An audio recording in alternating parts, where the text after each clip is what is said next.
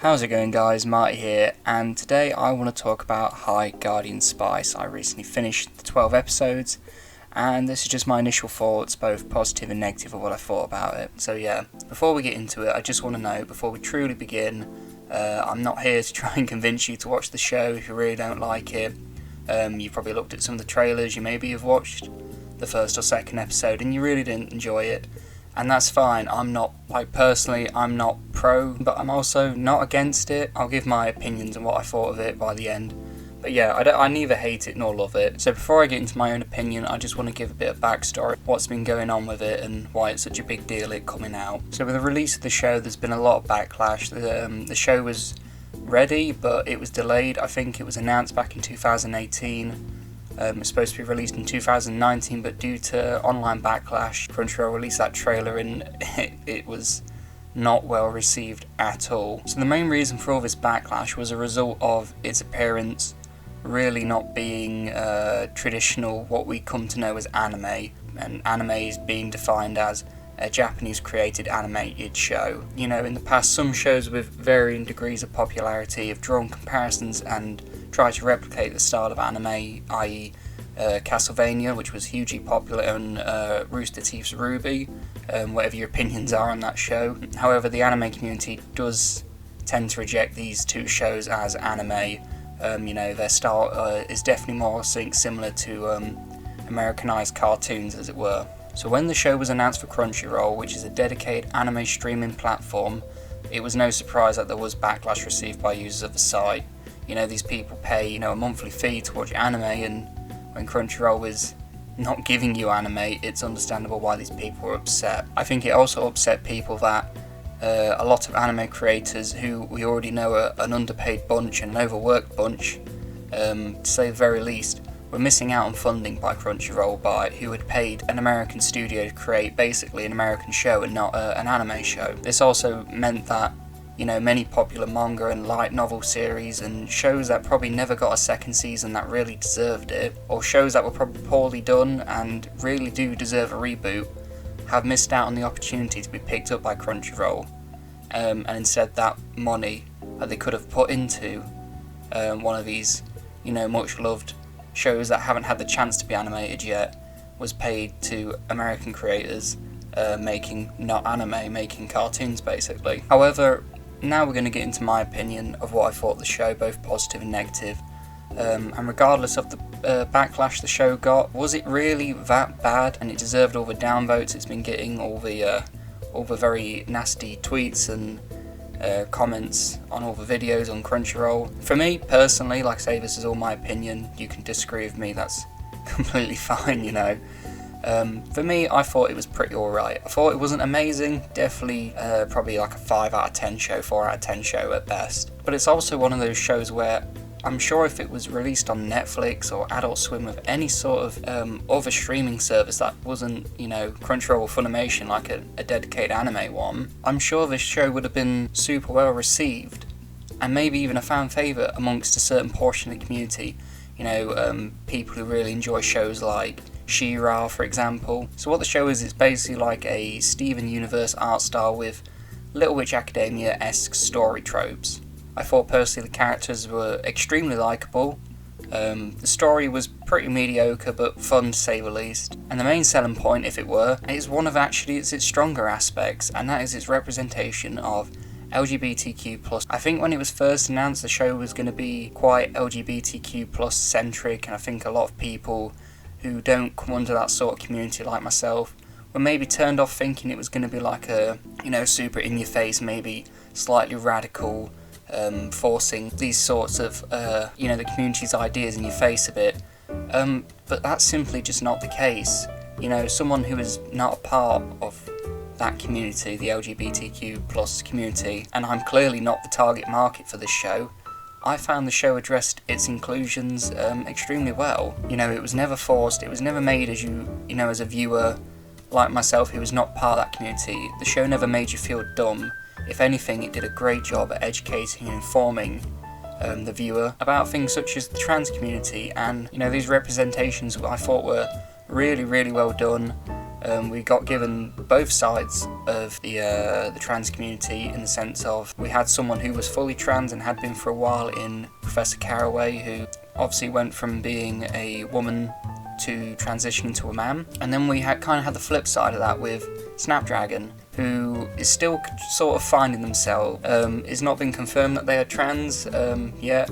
It is sort of leaning that way, but I kind of like we've had both aspects. We've had someone who is fully trans, has been for a long time, and then we have someone who is still sort of discovering who they are, and the confusion all around that. They don't really know what they want. And later on, one of the later episodes, we do have this quite touching moment between Professor Caraway and Snapdragon, obviously sharing experiences. Someone who's a lot more experienced with that change, helping someone who was still learning. The show also represents same-sex couple with Anise and Alo, and it's fantastic that the show is giving representation in, let's be honest, a very unrepresented field. Some shows might have the odd same-sex couple, etc., to try and sell themselves as diverse, but they never really explain, or they never even really delve into those sort of characters. Whereas Guardian really normalises and makes this really, I don't know if comfortable was the word to use, but they make it seem very natural.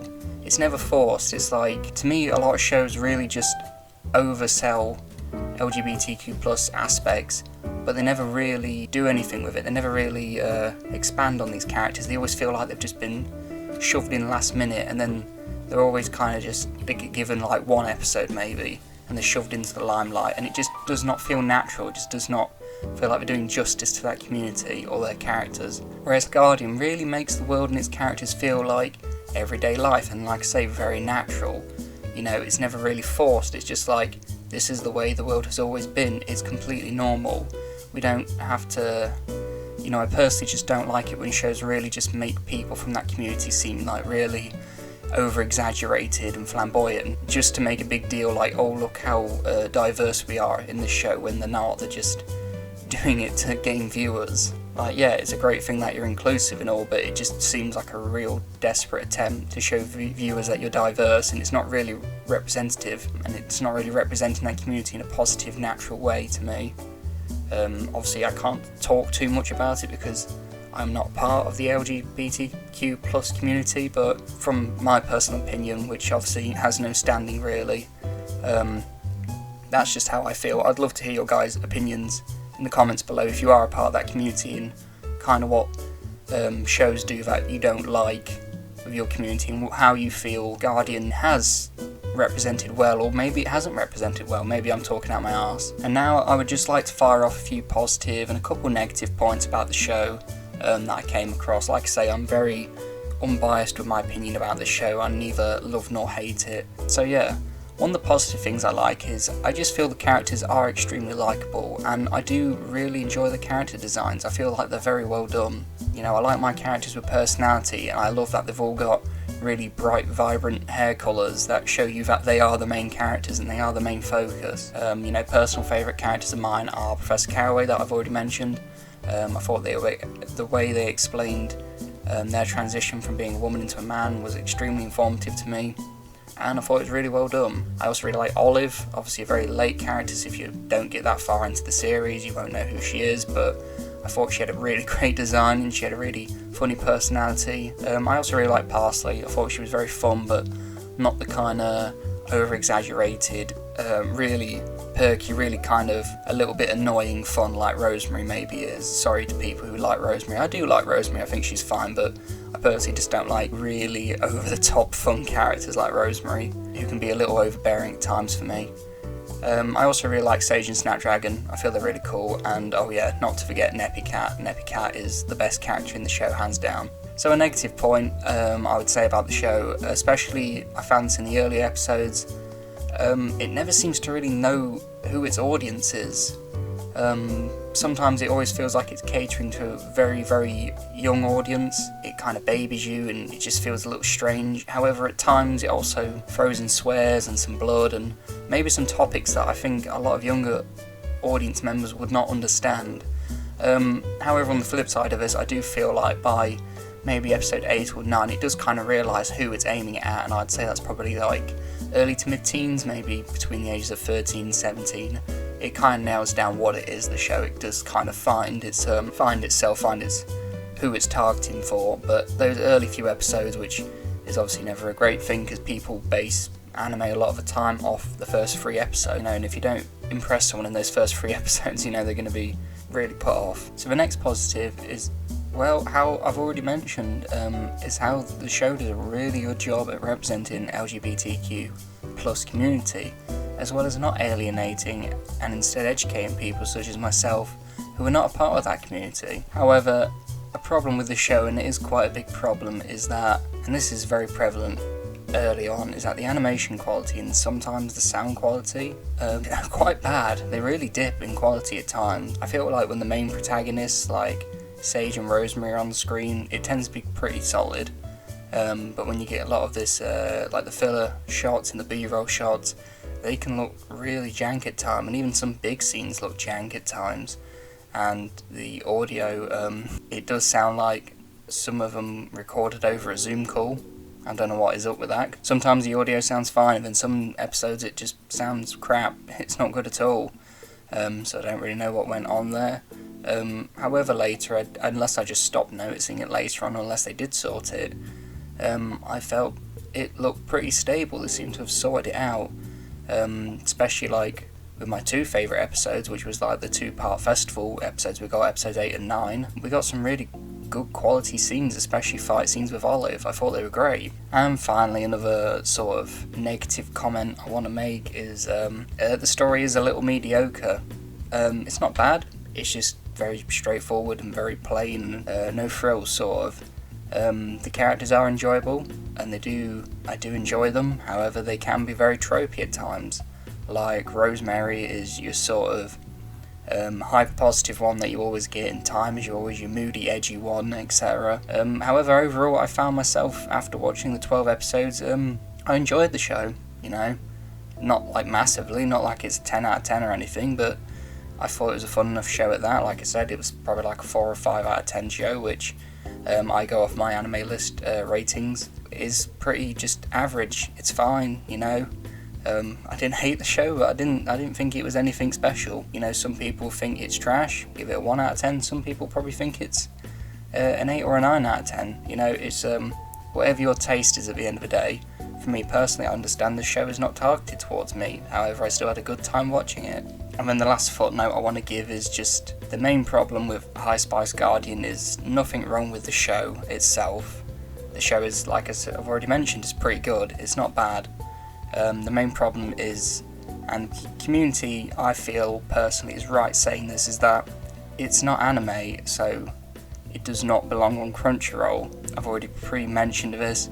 If this had aired on any other service, like Netflix or Adult Swim or maybe even Cartoon Network, I think it can be a bit violent later on for Cartoon Network, but any other streaming service that wasn't a anime dedicated one, I'm sure people would love it, and it wouldn't have got the backlash that it got. But I feel it coming out on Crunchyroll has kind of doomed it, being on this platform. It has a great setup for a second season. I would personally like to see a second season, but if we're hoping for a second season, I think as long as the show is on Crunchyroll and no other streaming service picks it up for a second season, I can't see Crunchyroll going ahead with a second season. It's really been a big blow to Crunchyroll. This has been lots of backlash, a lot of people hating on it. I don't really know why Crunchyroll made the decision.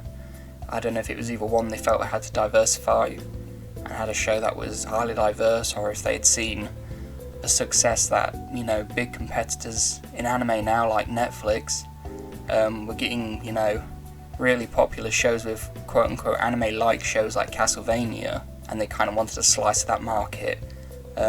However, it's very prevalent. This has backfired horribly. Thank you guys for listening. I hope you have enjoyed this.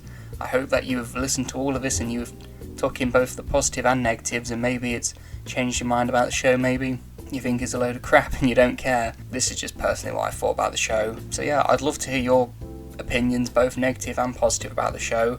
Like I say, I'm neither or, I'm not for or against the show. So, both sets, let's keep it civil, let's not argue too much. If, someone's got a bit of a spicy take or someone's very passionate about the show, let's not have a shouting contest. I know making this video is going to bring on controversy, I understand that, but I just felt like it's a big topic and it needed to be covered. Like I say, I felt personally the show wasn't that bad. You guys probably have a different opinion. I would love to hear them. So like I said, thank you for listening, and I'll see you guys next time.